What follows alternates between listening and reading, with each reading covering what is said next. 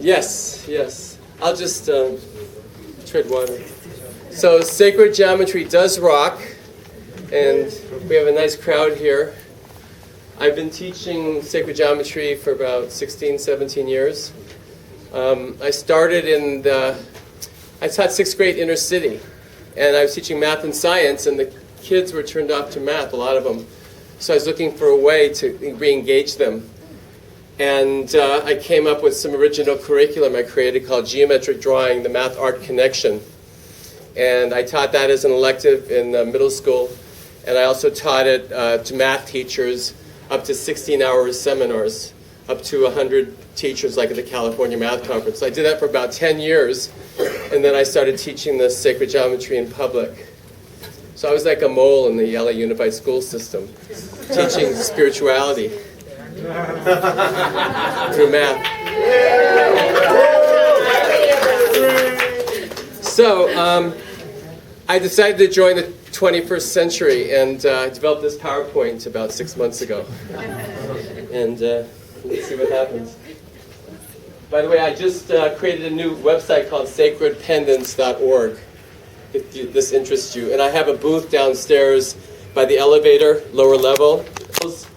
Joined together with the radius of the first circle is the one point of the first circle, the radius equals another circle, and the middle part is the Vesica Pisces.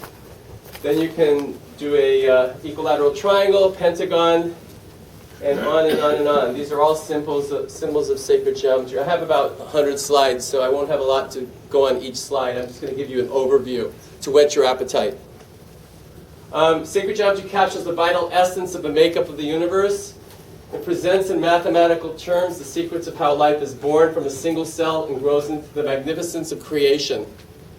It moves us from simplicity to duplicity into three-dimensional manifestation, gently, effortlessly, and freely.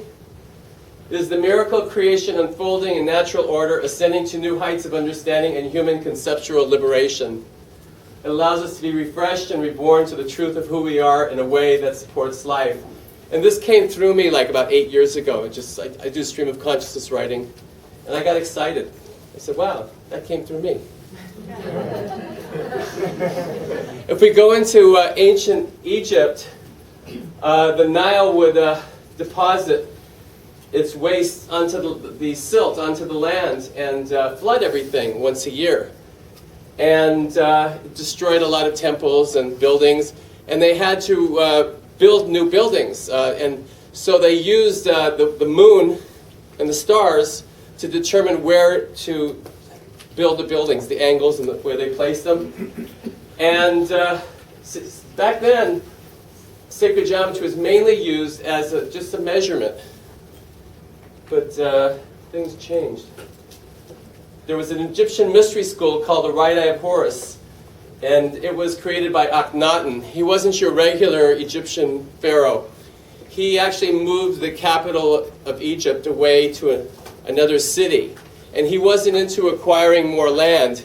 He was into creating culture and art. His wife was Nefertiti. His son was Tutankhamun. And they had a mystery school. And you had to be like 40 years old and have studied esoteric teachings for 15 years. And it was a whole new approach. And during that period of his rule, they didn't conquest and try to expand to other lands.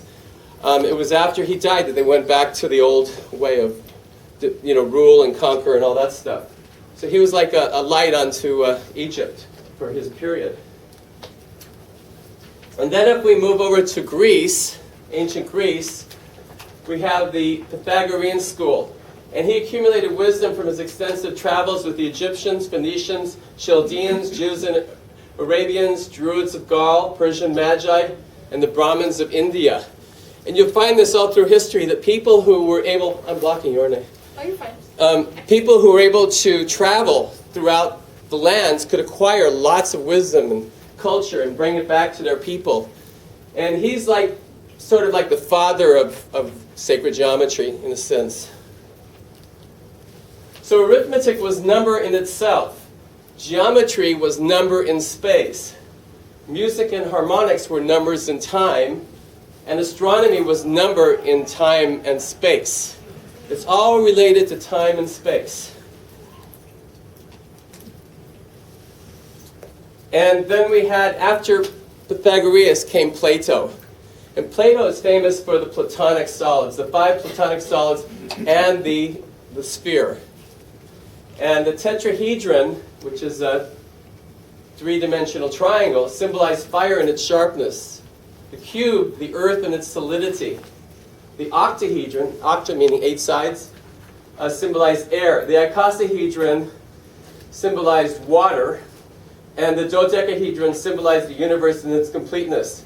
And of course, the sphere, the voidness from which all things are said to have come. Plato's school postulated that the 6 Platonic solids all symbolize the elements of the world, and that these 6 shapes, from all these 6 shapes, all things are said to be created. Plato asserted that God eternally geometricizes.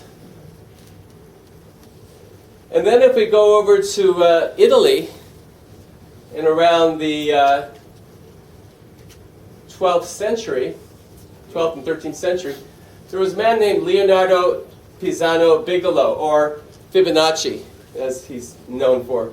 He noticed a particular sequence that plant life utilized to grow up everywhere in nature. And that's the sequence, and I'm going to explain it. And it's this sequence, when put in ratio from the first number to the next number, where we get the divine proportion. And it's through that study that we learn the interconnectedness of all life. And that's where it gets really interesting. So if you take, let's say, a leaf on a tree, and you have one leaf, and that leaf grows another leaf, and the first leaf grows another leaf. So it's 1, 1, and then 2. And then they each grow leaves, and a new leaf, and it keeps growing. So it's 1, 2, 3, 5, 8, 13. 8 and 13 is 21. And there's a progression. There's a natural progression. This is found throughout nature. And if you create a proportion, where you take the first number and put it over the second number and put it over the first number, first it's 1-to-1 ratio. Then it's 2-to-1 ratio. Then it's 3-to-2 ratio. Then it's 5-to-3 ratio. Ultimately, it gets to 1.618. Each time it's a little bit over, a little bit under, over, under, always getting closer to 1.618, ... Like pi, this is phi. It's a divine ratio. And like the numbers for pi, you keep getting closer and closer to the phi ratio without actually attaining it. Like the cigarette box has that ratio. 1, the width and the length. The length will be 1 and the length will be 1.618. Because that ratio is very appealing to the eye. It's a natural proportion. Life doesn't know how to deal with something that has no beginning because there is nowhere to start. By joining the diagonals of each occurring new square, we form a Fibonacci spiral. So you can take that same ratio and turn it into the divine spiral. The Fibonacci spiral has a definite beginning, which helps the map wrap around this to solve this problem. So Fibonacci came up with the base of 1. Before that, there was no beginning and no end. So there's no way of having a reference to it. By starting with the base of 1, then you have at least a starting point. And then you go out, the spiral goes out and out into infinity. And that's sort of an artistic rendition of that spiral. And then we find this proportion all through nature. If you get nothing else out of this talk, I hope you get that everything in creation is connected. It's a divine oneness. It's interrelated. It's organized chaos, which is fractals. And it seems chaotic, but if you have a high enough perspective, you'll see that it's a beautiful, perfect patterning that you see all through. And you'll get more of a sense. I'm going to approach that from many different angles. And that's the essence of sacred geometry, using geometry to explain the oneness of creation. And that's what we're all here for, I think. I hope. Okay, we find the same pattern in sunflower, the pine cone, the crop circles. Those crop circles, they try to say that they're man-made, and some of them are, but the majority of them are not, I think. And they're either us in the future or some very advanced intelligence or civilization that are trying, I believe, trying to communicate to us and say, wake up, wake up. We have divine beauty, we have harmony, we have this fantastic earth. Let's enjoy it. Let's work together to form these divine patterns, divine relationships. And they keep getting more and more amazing.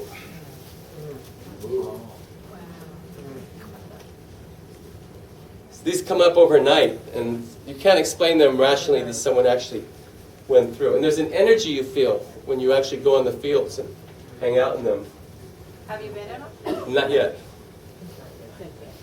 This cauliflower, you see this is fractals, by the way. Fractals is reoccurring patterns. The smaller is the same as the larger, infinitely smaller, infinitely larger. So it's fractals in vegetables. So I'm going to explain it from another angle. If we divide a line so that the ratio of the length of the entire line A to the length of the larger line segment B is the same as the ratio of the length of the larger line segment B to the length of the smaller line segment C. This happens only at a point where A is equal to 1.618, that'll come up over and over again, times B, and B is 1.618 times C. Alternatively, C is 0.618 of B, and B is 0.618 of A. It's just taking a line of a certain length and dividing it up into 1.618 and 1, and putting one over the other. And that's your divine ratio, or your golden mean ratio. And there is a golden rectangle. Remember that box of cigarettes? That's what they make them out of, that ratio, because it's the most appealing to the eye. It's part of our intrinsic nature. And there is the, what do you call it? Sphinx. Sphinx. Ancient art. Okay, Tutankhamun.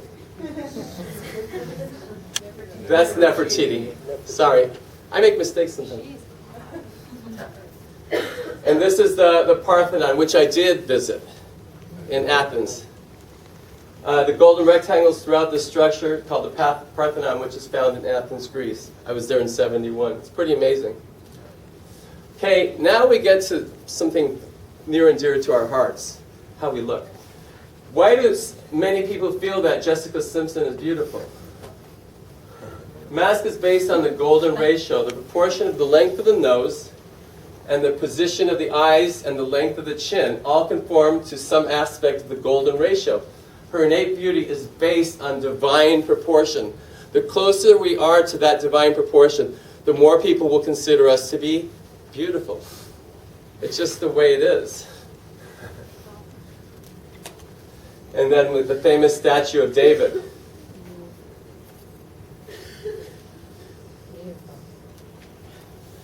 So, we went from Egypt to Greece and then ancient Rome. And in Rome, they started to get away from using the divine proportion in their art, their architecture, their sculpture. And things started to fall apart. And then when we got to the Middle Ages, things really got bad. And they were devoid of the golden mean, divine proportion. It's like they lost their connection to source. So things were a little crazy. Maybe that's a Monty Python movie. And they were fighting and battling and doing all kinds of weird things, crusades. But then along came Leonardo da Vinci, and he was the Renaissance man. And it was a period of scientific revolution and artistic transformation. It occurred at the end of the Middle Ages and the start of the modern age. It began in the 14th century in Italy and the 16th century in Northern Europe. And so our body is divine proportion. It's like this part of the finger plus this part of the finger equals this whole finger. And we find that proportion throughout the body. And it's not exact, but the closer we are to that divine proportion, the more we are aligned with the true essence of the divine intelligent patterning of all creation. We have the phi and the phi ratios throughout the human body. And then this famous Mona Lisa. Dimensions of Mona Lisa form a golden triangle. The ratio of the base is 1 to 1.618 for each of the sides. And then you can create your golden mean squares, and then the golden mean spiral out of that. And then Leonardo da Vinci used the golden mean proportion in the Last Supper to achieve balance and beauty. So a lot of art in that period from Italy is very serene. And then we have the Vesica Pisces. First you have one circle, and out of that one circle, the radius from any one point, you create another circle. In the middle you have the Vesica Pisces, which is where creation is said to spring from. Our eyes are Vesica Pisces. We have electromagnetism. We have magnetic energy and electrical energy, and that's how we see. That's part of how it works. Very, very popular symbol, the Vesica Pisces.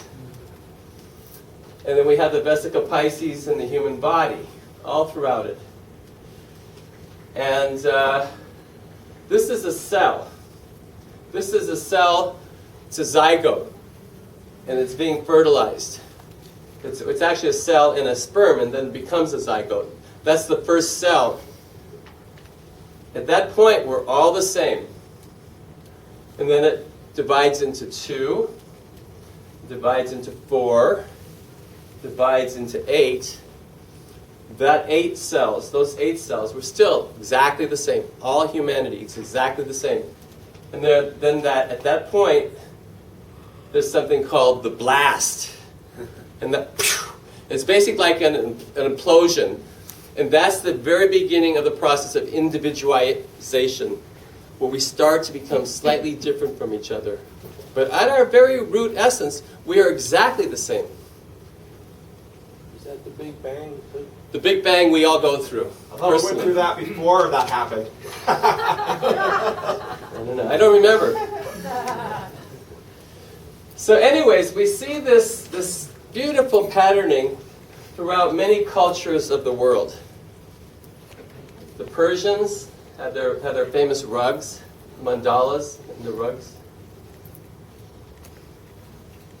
We have the Arabic culture. The Islamic culture forbid the use of human figures in art and produced a vast array of mandala designs. And that because they didn't allow people to draw art, they took special emphasis in creating beautiful patterns, because they had to put that energy into that area.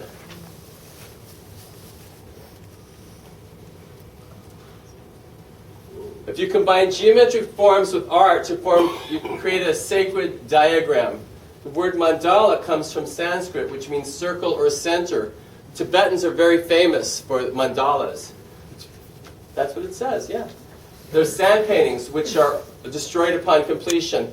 The sand paintings, they spend hours and hours and hours creating this beautiful, beautiful mandala just from sand. And when it's done, they just go and turn it back into dust. Wow. And it's basically saying, we came from dust, we return from dust. Nothing is permanent. Now, I was fortunate in Santa Barbara, there's a museum that they had a Tibetan sand painting and they glued it, so they kept it for permanent. Seriously, it was very beautiful. So you have these mandalas all over. And there they are making it. It's painstaking work. Labor of love, I imagine.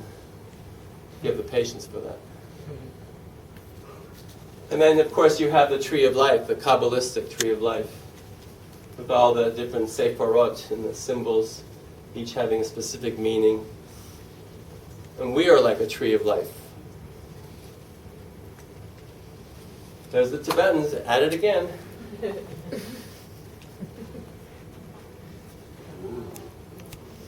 There's no end to the beauty. And we have this also, the Navajos are also famous for their sacred designs. They perform healing rituals, and the singer creates patterns that are often circular. And the sand pittings are destroyed after the singing is finished. It's like, the song is over, okay, let's move on.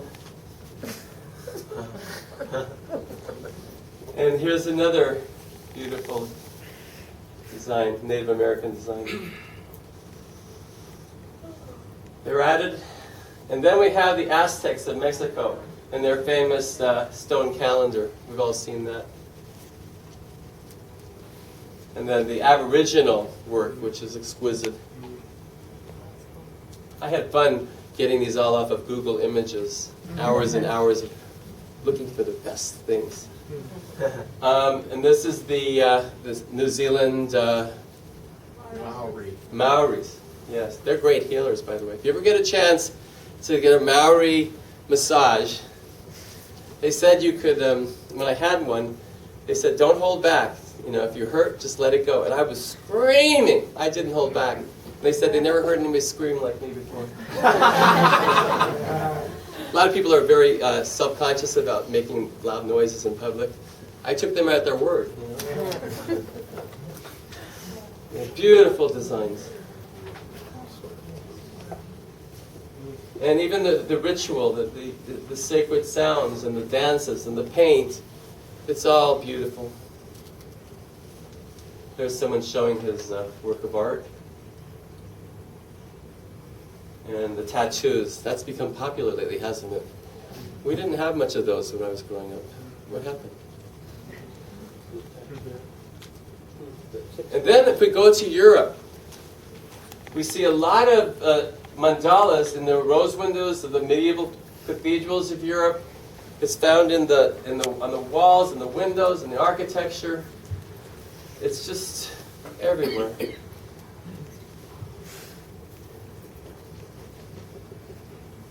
And then, of course, India. How many people have been to India? All right. It's quite a sight, isn't it? Yes. They say you have to experience it in your lifetime, right? And the elephants are adorned. So now I want to take it over to fractals. A fractal is a geometric shape that can be split into parts, reduced size copy of the whole called self-similarity. We see that in the, as I showed you before, the cauliflower, the broccoli. Well, I'm going to show you pictures where it's found all through nature. And the term fractal was derived from the Latin term fractus, meaning broken or fractured. And while fractals are a mathematical construct, they are found in nature, which has led to their inclusion in artwork. And there's a beautiful flowery vegetable.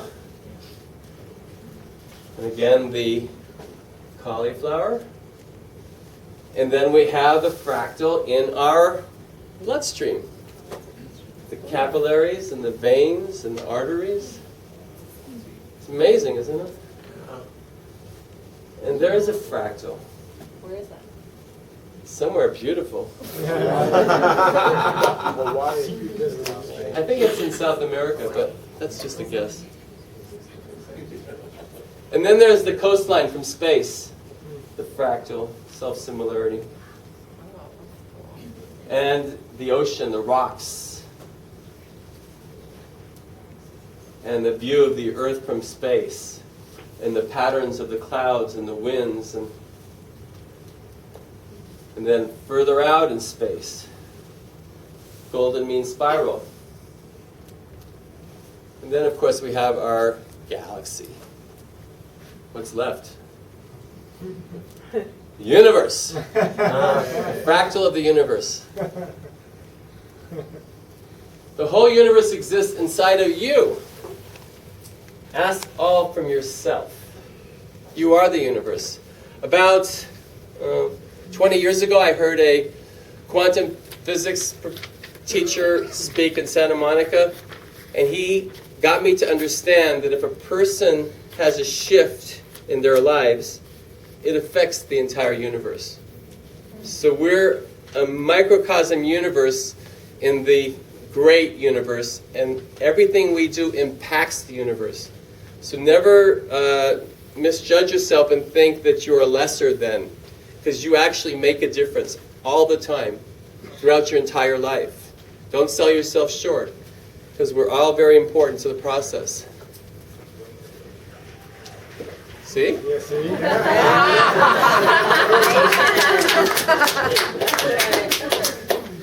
And we have the snowflake, hexagonal pattern, and the atom, the electrons swirling. And this is a cell. This is a cell from our body. Now, what does that look like? The universe. It's just from the very small to the very large. So there are people who have studied how sound and light are interrelated. And there's a term called cymatics, coined by Dr. Hans Jenny, and he derived it from the Greek word kaimor, taki makita, meaning matters pertaining to waves. And Dr. Jenny was a follower of the teachings of Rudolf Steiner. How many have heard of Rudolf Steiner? He gave us the Waldorf schools and the biodynamic farming. He was a Renaissance man. He was a Leonardo da Vinci of the late 1800s. He gave us vast teaching. And he discovered that musical tones produce distinct standing wave patterns as geometric forms in the sand. And he found that when he took a glass plate and he vibrated it with sound from underneath and put sand on the plate, the sand would move according to the frequency of the sound. And different sound frequencies produce different patterns. So that's another way of interrelating sound and light and creation. He also showed how sound can be created into form through sound. In the beginning was the word. And these are different frequencies. I was watching a video on YouTube this morning, and it showed how, as they went up the musical scale, each distinct note had its own sound pattern.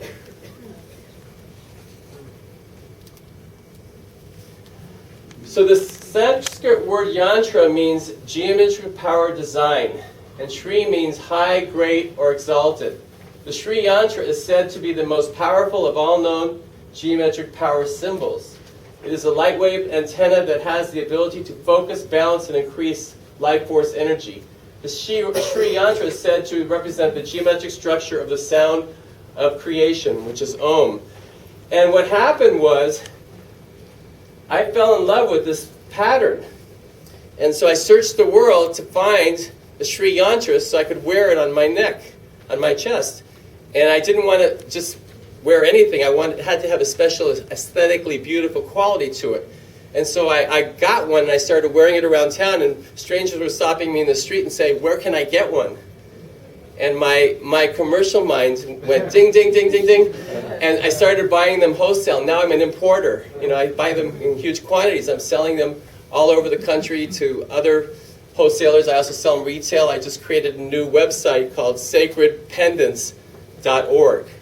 And it's been very exciting because I love the shapes, and we keep on getting more patterns, and it's all sacred geometry, and it ties into something I have a passion for.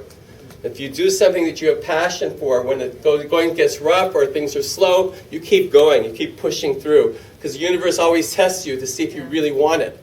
And it's not going to be always smooth sailing, no matter what it is. And the fact that I have the passion keeps me going, because it gives me joy to hold these and look at them and sell them, share them. So sacredpendants.org is my new website. I'm very excited about it. This is an important quote from Einstein. A human being is a part of the whole, called by us universe, a part limited in time and space. He experiences himself, his thoughts and feelings as something separated from the rest of a kind of optical delusion of his consciousness. This delusion is a kind of prison for us, restricting us to our personal desires and to affection for a few persons nearest to us. You ever notice in the shopping mall that 19 out of 20 people could care less whether you're there or not?